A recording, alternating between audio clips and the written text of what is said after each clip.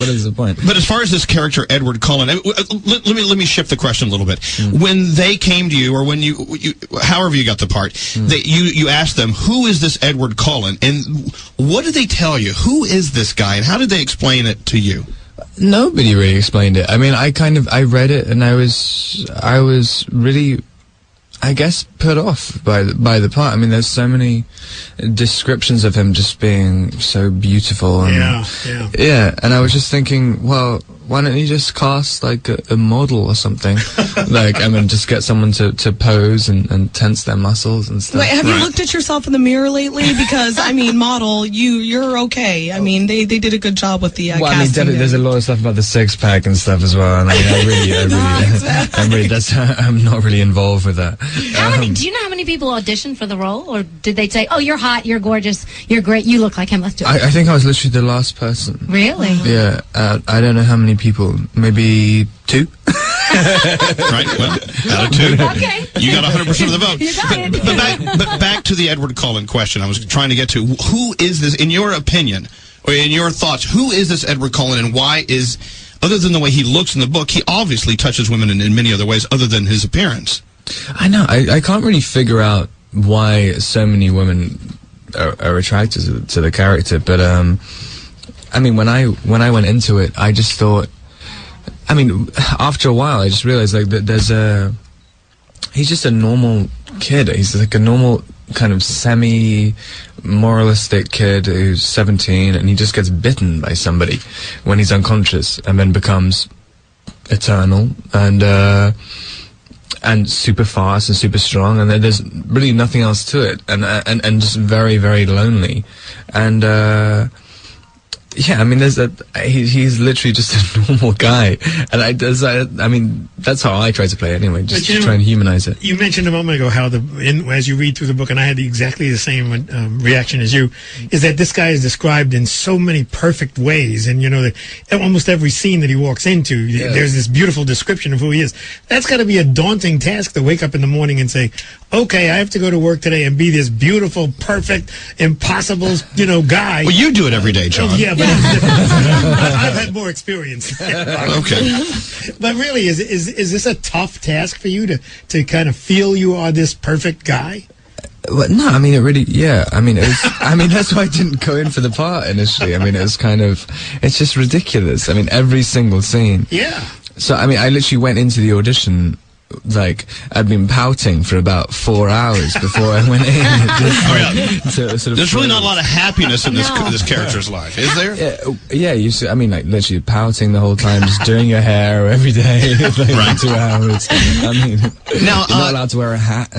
Now, I'm trying to recall, I don't remember in the first book, Edward Cullen actually biting anyone. No, he doesn't. He doesn't. So you never bite it. But you do show teeth.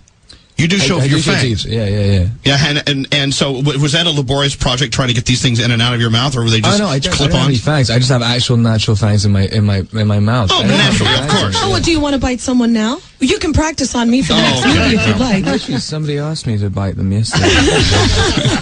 And I was saying, like, if you asked me last year, exactly, I wouldn't have had a problem with exactly. I got a couple phone calls for you. Let's say good morning to Annette. Annette? Hi. Yeah, please say good morning to Robert Pattinson. Good morning, Rob. Hey, I didn't have it coming through my headphones. Oh, you're not hearing the phone? Why is he not hearing the phone, Scary? Oh, there you go. I've been listening to nothing. He's been doing his job, yeah. Oh, my God. I didn't realize. I bet whatever you're listening to is much more entertaining than us. But anyway, Annette, you're now in his ear hole. Please go right ahead. Good morning, Rob. How are you? Okay, I'm all right. How are you? I'm doing great. I'm here with my friend, and we just wanted to tell you that we're big fans of yours. We've loved you even before Twilight, when you were in Harry Potter, and we think you're awesome, and you are the perfect person for Edward Cullen. Oh, thank you very much. See? And they should know. They read the books. Ariel is on the phone. Ariel has a question for you. Go ahead, Ariel. Hey, Rob. How are you doing today? I'm all right. How are you? I'm good. I was just wondering what the hardest part about filming Twilight was and why. Yeah, what's so difficult about waking up in the morning, putting on makeup, and reading a line? That's what Kurt Russell said the other day. Seriously. No, yeah, what was the challenge for you? Absolutely nothing. Really? Oh, wow. Okay. No, not really, yeah.